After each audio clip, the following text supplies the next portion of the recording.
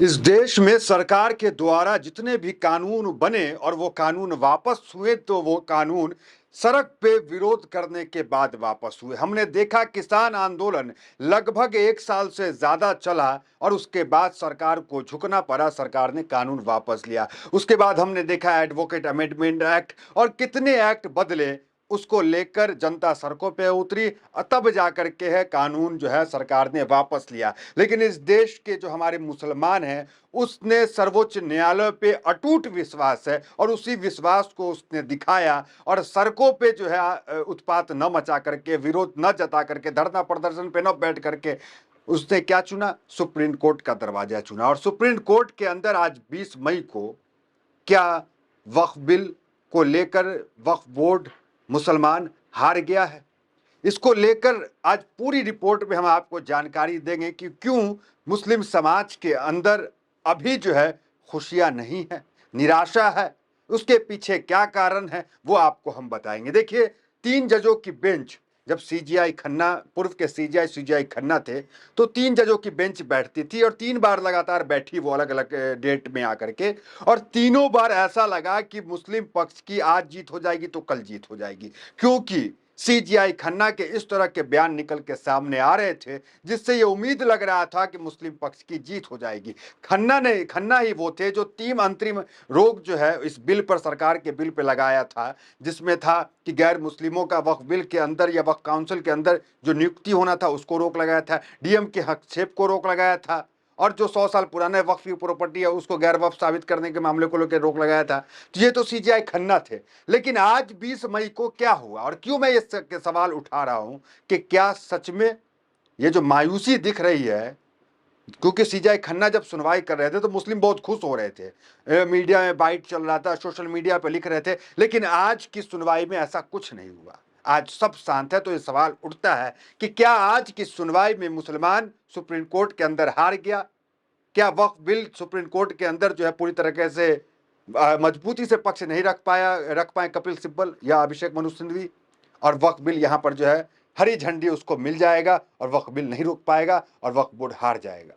देखिए, इससे ये बताने से पहले हम आपको पुराने बयानों पे ले चलते हैं और फिर उसके बाद अभी क्या कुछ बयान दिया गया उस पे ले चलते हैं। पहले हम आपको, या चलते हैं पहले अभी जो बयान आया उसको ही आपको बताते हैं कि अभी क्या कुछ सीजीआई खन्ना, माफ कीजिएगा, सीजीआई बीआर गवई ने कहा है, जिसको लेकर इस तरह की वीडियोस हम बना रहे हैं और सवाल उठा रहे हैं कि क्या सच में मुसलमान जो है, वक्फ बोर्ड जो है हार चुका है सुप्रीम कोर्ट में। देखिए, कुछ टिप्पणियां जो कोर्ट ने की है आज वो बहुत महत्वपूर्ण है और बहस महज में ये टिप्पणी करूंगा और आप अपने दर्शकों के विवेक पे छोड़ देता हूं कि आप तय करें कि क्या सच में हार गया है मुसलमान, हार रहा है मुसलमान यहाँ पर।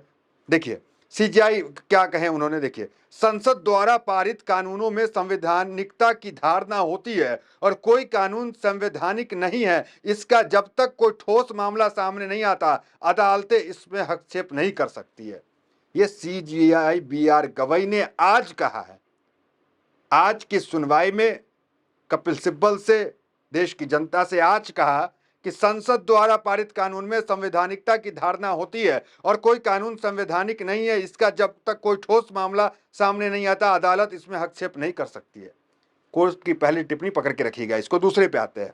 दूसरी टिप्पणी कोर्ट की, ऐसा नहीं है कि सरकारी नियंत्रण में जाने से उपासना का अधिकार प्रभावित होगा। खजुराहो फिलहाल संरक्षित स्मारक है, इसके बाद भी वहां के मंदिर में आम लोग जाकर पूजा कर सकते हैं।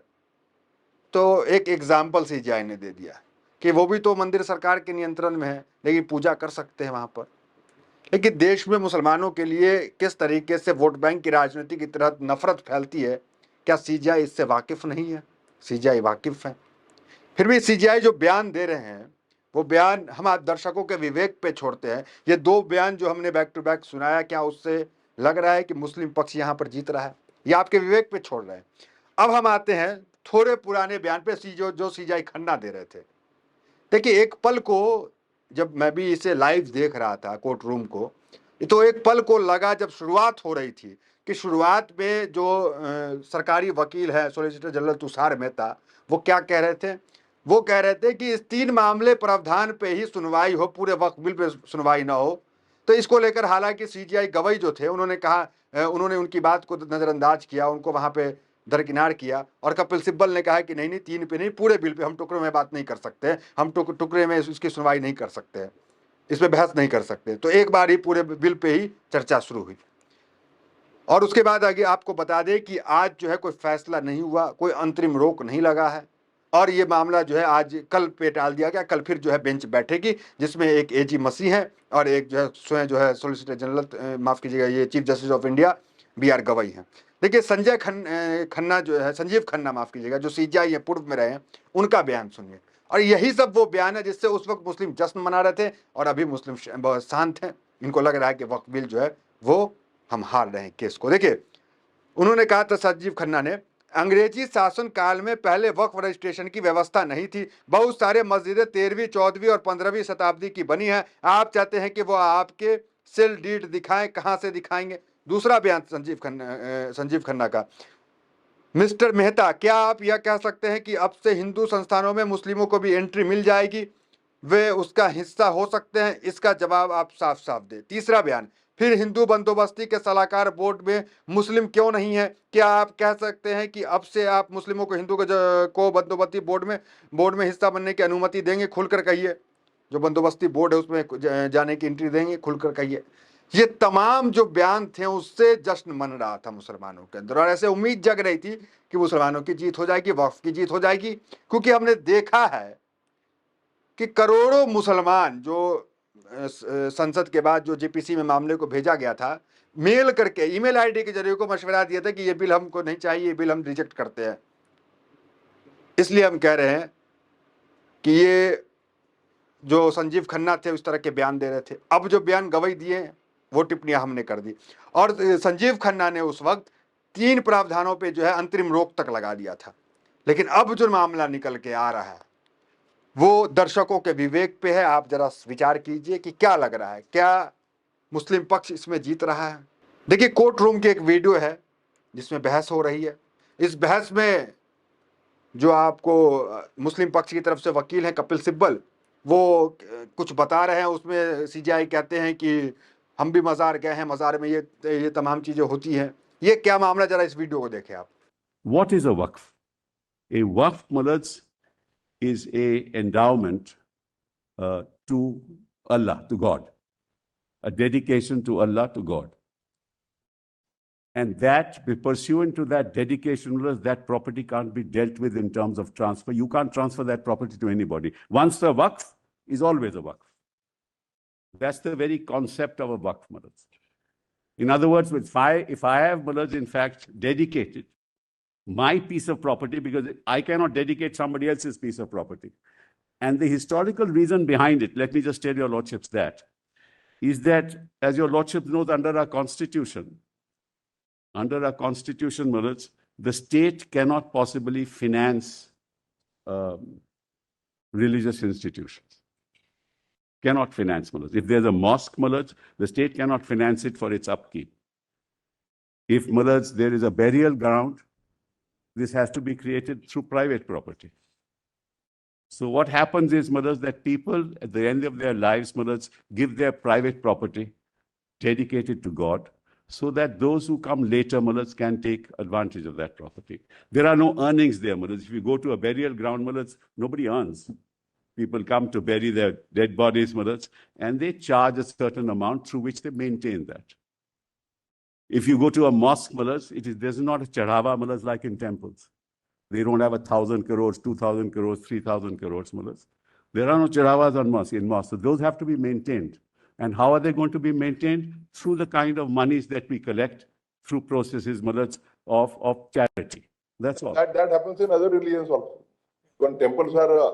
No, but temples, Malaj, people give, as your lordship knows, Malaj, there are chadhavas that are given, Malaj, and temples are, in terms of, Malaj, but even in the mosque. I visit dargahs also, I visit churches also, everybody... Dargahs and mosques dargahs and mosques are different. Dargahs and mosques are different. I'm talking about a mosque, Malaj. Your lordship is right.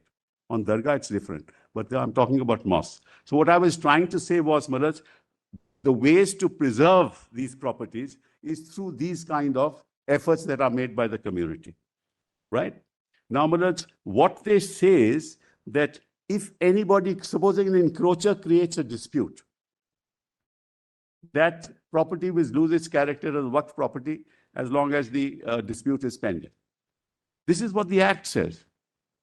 So you have a situation, Mullahs, where actually there was a Waqf Act. You just note this, Mullahs. There was a Waqf Act of 2013. 2013. 2013. 19, huh? Will you allow me? 2013, then, 1913, 1923, 1913, 1923. Was in 1923. तो फिलहाल इस पूरे मामले को कल तक के लिए टाल दिया गया। कल फिर बेंच बैठेगी और इस पर सुनवाई होगी और दर्शकों के विवेक पे है। आप इस तमाम चीज़ों से सोचिए कि क्या इन तमाम टिप्पणियों से लग रहा है कि अब मामला जो है हाथ से मुसलमानों के निकलता जा रहा है, अभी भी गेंद हाथ में है पाले में। कमेंट में जरूर बताएं। फिलहाल वीडियो में इतना ही। मिलता है वीडियो से हमारे साथ। बहुत बहुत धन्यवाद।